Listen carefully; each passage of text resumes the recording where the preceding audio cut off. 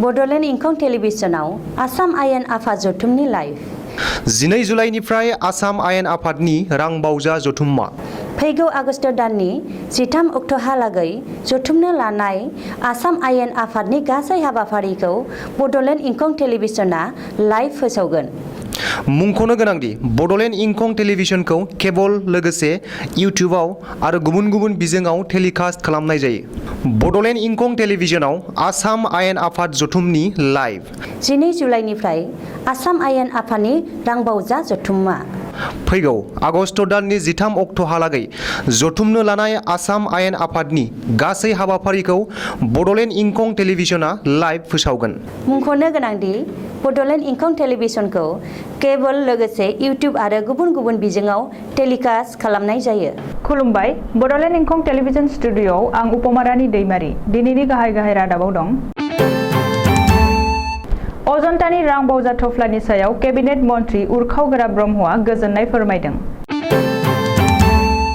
लाभलिना बरग'हाइनि जाफुंसारनायनि थाखाय गिबि मन्थ्रिया साइकेल सालायदों। कंग्रेस AIUDF नि गोरोबथाया गावस्रानायनि लामायाव। भारत हादरनि गेजेरावनो गिबिसिन आसामनि सासे डक्टरनि देहायाव मोननै जोलैनि कर'ना भाइरास। देग्लाय बोसोरनि ईद उल जुहा फोरबोखौ दुलाराय आसामावनो इस्लाम धोरोमारिफोरा गाजा गोमजायै खुंनो हायाखिसै। IPS अफिसार रौनक आलीखौ नखर बिफाना सासपेन्ड खालामदों। बाक्सा पुलिसा गुबुन रायजोआव लांनो नाजानाय दुथांफोरनि आखाइनिफ्राय सा 22 गथ'साफोरखौ बोखांदों। बिमुं गोराखौ गाग्लोबनाय दायाव कालाइगाव जवाहर नवोदया फरायसालिनि 4 लोगो फोरोंगिरिया दरं पुलिसजों एरेस्ट खालामजादों।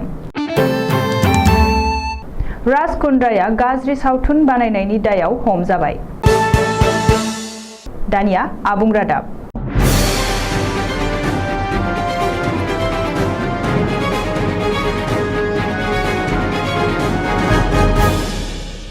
थांनाय 16 जुलाइ खालि राङारि मन्थ्रि अजन्ता नेउगनि रांबावजा थफ्लानिफ्राय ओंखारनाय रांबावजानि सायाव गोजोननाय फोरमायनानै केबिनेट मन्थ्रि उरखावगोरा ब्रह्मआ बुंदों दि आथिखालाव बे खेबनि रांबावजाया रावखौबो माइगाब जुजाय खालामाखै आरो सासे बिमानि नोजोरजोंनो बानायनाय जादों। बेखायनो बे रांबावजाखौ आबुङै मदद खालामनाय जाबाय होननानै मिथिहोदों। गिबि मन्थ्रि डक्टर हिमन्त बिश्व शर्माया विधान सभा बिसायख'थिनि उनाव दिनै राजालामायाव साइकेल सालायदों। गिबि मन्थ्रि डक्टर हिमन्त बिश्व शर्मानि दैदेननायाव दिनै गुवाहाटी नोगोरमायाव ग फर ग्ल'रि साइकेल रेली बानजायदों। मख'नो गोनांदि फैगौ 23 जुलाइ खालारनिफ्राय जापाननि राजथावनि टकिअ'आव खुंजानो गोनां अलिम्पिक गेम्सआव आसामनि मुंदांखा बक्सार लाभलिना बरग'हाइआबो बाहागो लागोन। लाभलिना बरग'हाइआ जाहाथे टकिअ' अलिम्पिकआव मोजाङै दिन्थिफुंना मेडेल आवथायनो हायो बेखौ मिजिंथिना दिनै साइकेल रेली बानजायो। गिबि मन्थ्रिनि दैदेननायाव गुवाहाटी नोगोरमानि लास्ट गेटनिफ्राय जागायना उलुबारी नेहरू स्टेडियामाव फोजोबनाय ग फर ग्ल'रि साइकेल रेलीआव आसाम विधान सभानि बुंथिगिरि बिश्वजित दैमारी, लेङाइ बुंथिगिरि डक्टर नुमल ममिन, केबिनेट मन्थ्रिफोर फारियै अतुल बरा, पीयूष हाजरिका, बिमल बरा, परिमल शुक्लबैद्य, रन्जित कुमार दासमोनजों लोगोसे विधान सभायाव हेंथा दोलोनि दैदेनगिरि देबब्रत शइकिया, शिबसागरनि MLA अखिल गगैखौ लाफाना गोबांसा MLA आरो सोद्रोमाफोरा बाहागो लायो। मख'नो गोनांदि बक्सार लाभलिना बरग'हाइआ टकिअ' अलिम्पिकआव सनानि मेडेल आवथायनो हागोन होननानै गासैबो आसामारिफोरा आसाबादि। उफेरा बिसायख'थिनि सिगां महाजोतनि मोननै गाहाय बाहागो कंग्रेस आरो AIUDF नि गेजेराव एना-एनि आरो गावस्रालायनायनि थासारि।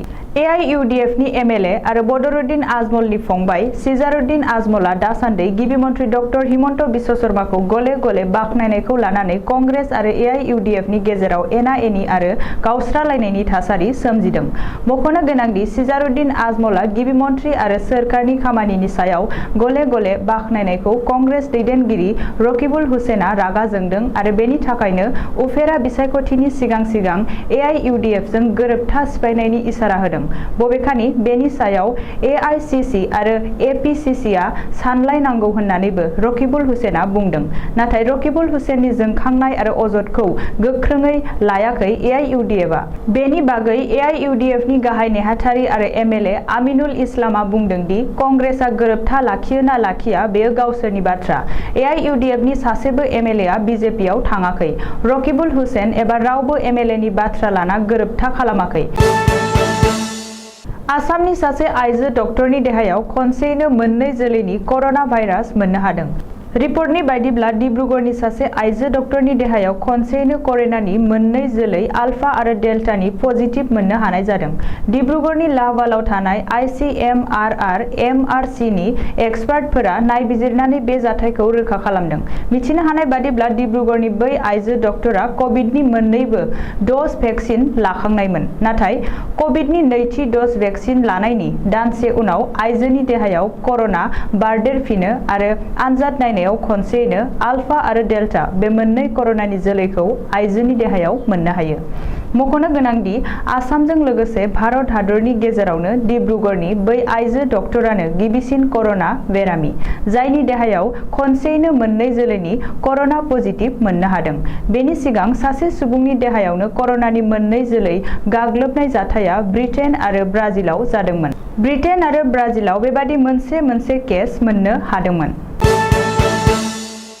आथिखालाव दुलाराय आसामावनो कर'नानि थासारिया साग्लोबनायखौ नोजोर होनानै मोनफ्रोमबो जिल्लानि जिल्ला बेंगिरिया बिथोन होनाय बादिनो इस्लाम धोरोमारिफोरा देग्लाय बोसोरनि ईद उल जुहा फोरबोखौ थाखानाय ईदगाहयाव गाजा गोमजायै खुंनो हायाखिसै।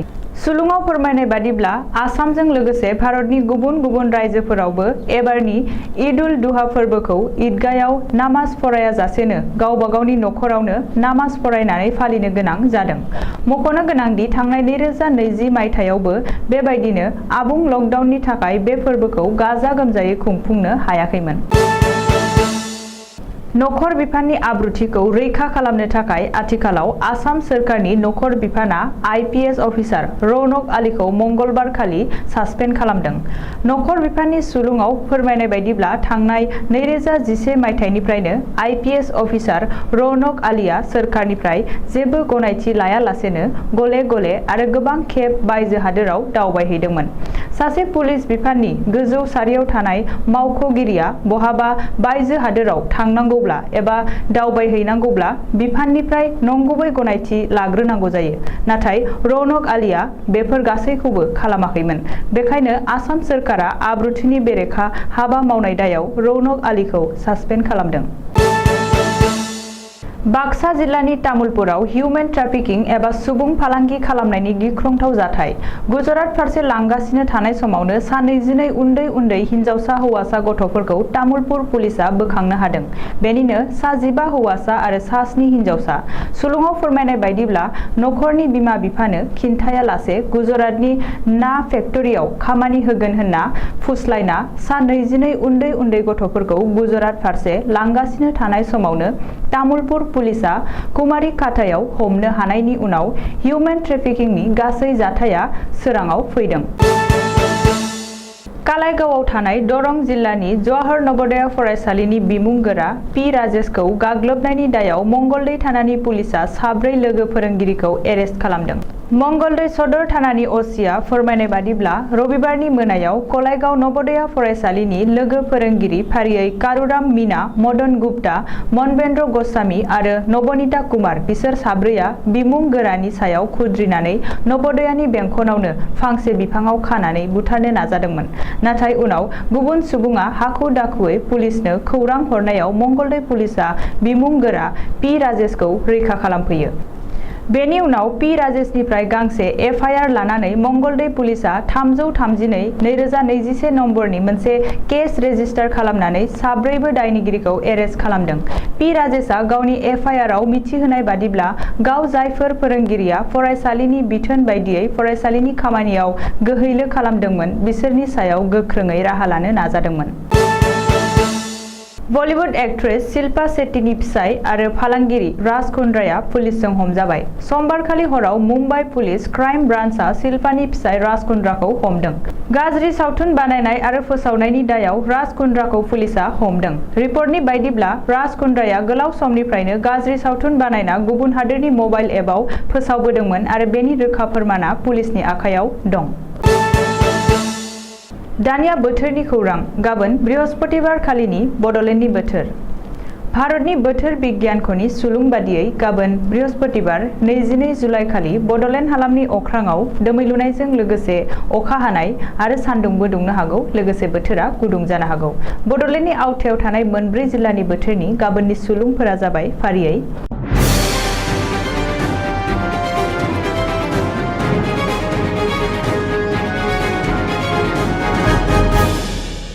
क'क्राझार जिल्ला। गाबोन क'क्राझार जिल्लायाव बोथोरा 34 डिग्री सेल्सियास जागोन। फुंबिलि समाव अखा दोमैनाय, अखा हानाय लोगोसे सान्दुं दुंनायनि जाथावना दं, लोगोसे बोथोरा गुदुं जानो हागौ।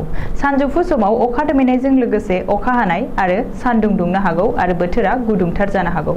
थिग बेबायदिनो हरनि समाव अखा दोमैनायजों लोगोसे एसे बिबांनि अखा हानायनिबो जाथावना दं।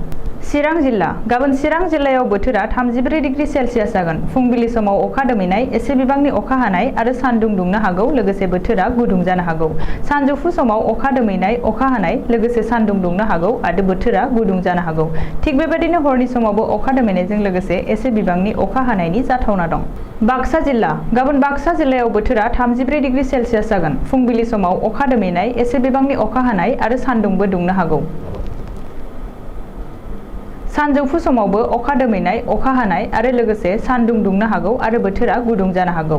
थिग बेबायदिनो हरनि समाव अखा दोमैनायजों लोगोसे एसे बिबांनि अखा हानायनि इसारा दं। उदालगुरि जिल्ला। गाबोन उदालगुरि जिल्लायावबो बोथोरा 34 डिग्री सेल्सियास जागोन।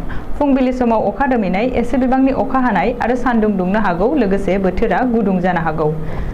सानजौफु समावबो अखा दोमैनाय, अखा हानाय आरो सान्दुं दुंनो हागौ आरो बोथोरा गुदुं जानो हागौ। थिग बेबायदिनो हरनि समावबो अखा दोमैनायजों लोगोसे एसे बिबांनि अखा हानायनि जाथावना दं। दिनैनि रादाबा एसेनोसै। गोजोन्थों।